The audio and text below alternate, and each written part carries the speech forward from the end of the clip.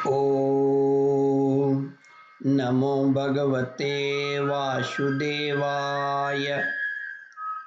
श्रद्धालु भक्तों, श्रीमद् भागवत महापुराण के अष्टम स्कंद के 16वां अध्याय के अंतर्गत कश्यप जी के द्वारा अदिति को पयोव्रत का उपदेश, इसका प्रस्तुतिकरण करूंगा।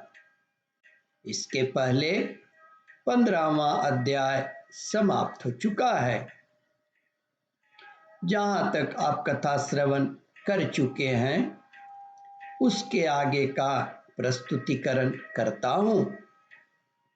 श्री सुखदेव जी कहते हैं, परीक्षित, जब देवता इस प्रकार भागकर छिप गए और दैत्यों ने स्वर्ग पर अधिकार कर लिया, तब देव माता अदिति को बड़ा दुख हुआ। वे अनाथ सी हो गईं।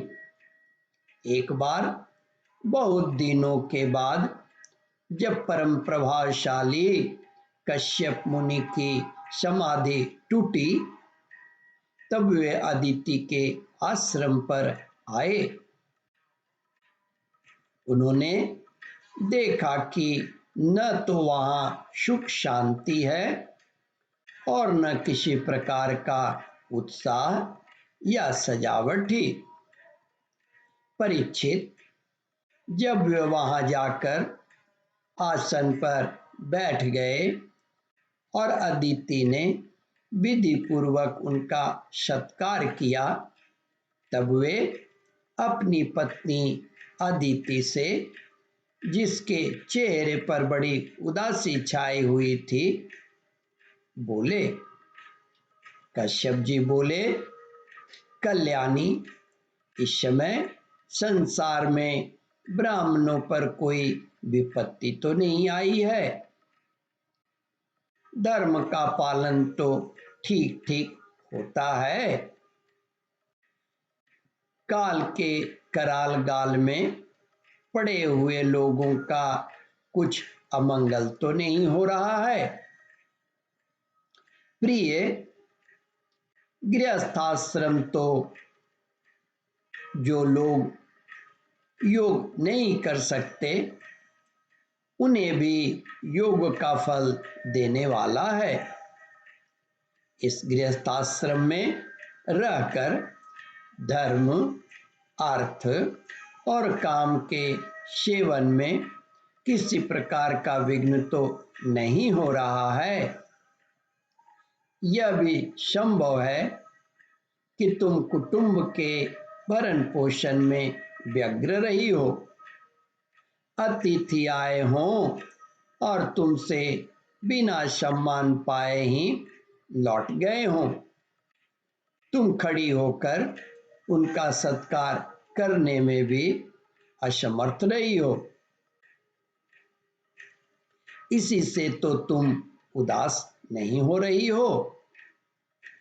जिन घरों में आए हुए अतिथि का जल से भी सत्कार नहीं किया जाता और वे ऐसे ही लौट जाते हैं, वे घर अवश्य ही गीदड़ों के घर के समान हैं। प्रिय, संभव है मेरे बाहर चले जाने पर कभी तुम्हारा चित्त उद्विग्न रहा हो और समय पर तुमने हविष्य से अग्नियों में हवन न किया हो। सर्वदेव में भगवान के मुख हैं।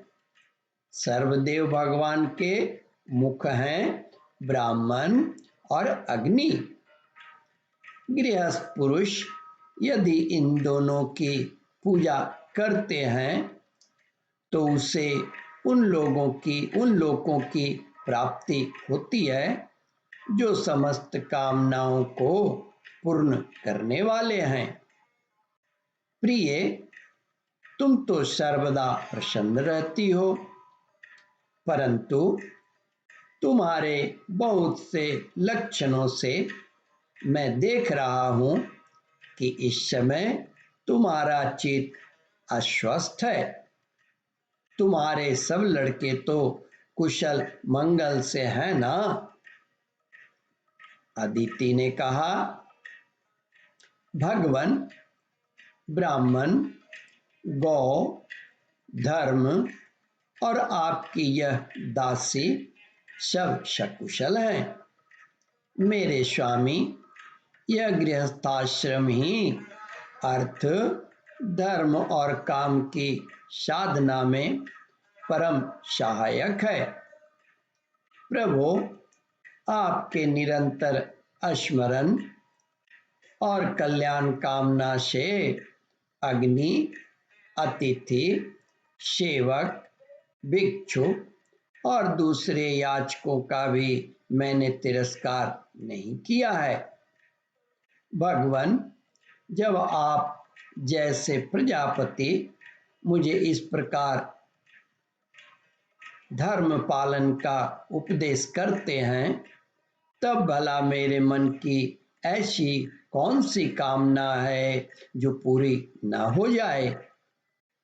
आर्यपुत्र, समस्त प्रजा वह चाहे सत्वगुणी, रजोगुणी या तमोगुणी हो, आपकी ही संतान है। कुछ आपके संकल्प से उत्पन्न हुए हैं और कुछ शरीर से। भगवान, इसमें संदेह नहीं कि आप सब संतानों के प्रति, चाहे असुर हो या देवता, एक सा भाव रखते हैं, सम है। तथापि स्वयं परमेश्वर भी अपने भक्तों की अभिलाषा पूर्ण किया करते हैं। मेरे स्वामी, मैं आपकी दासी हूँ। आप मेरे भलाई के संबंध में विचार कीजिए। मर्यादा पालक प्रभु, शत्रुओं ने हमारी संपत्ति और रहने का स्थान तक छीन लिया है। आप हमारी रक्षा कीजिए। बलवान दैत्यों ने मेरे ऐश्वर्य, धन, यश और पद छीन लिया है तथा हमें घर से बाहर निकाल दिया है। इस प्रकार मैं दुख के समुद्र में डूब रही हूँ। आपसे बढ़कर हमारी भलाई करने वाला और कोई नहीं है। इसलिए मेरे हितैषी स्वामी, आप सोच विचार कर अपने संकल्प से ही मेरे कल्याण का कोई ऐसा उपाय कीजिए जिससे कि मेरे पुत्रों को वे वस्तुएं फिर से प्राप्त हो जाए। ओम परमात्मने नमः। श्रद्धालु भक्तों, इस कथा को ध्यान पूर्वक श्रवण, मनन और इसका चिंतन करें। इस कथामृत का रसास्वादन अपने बंधु बांधवों को भी करावे। इस वीडियो को शेयर और सब्सक्राइब करें। ओम परमात्मने नमः।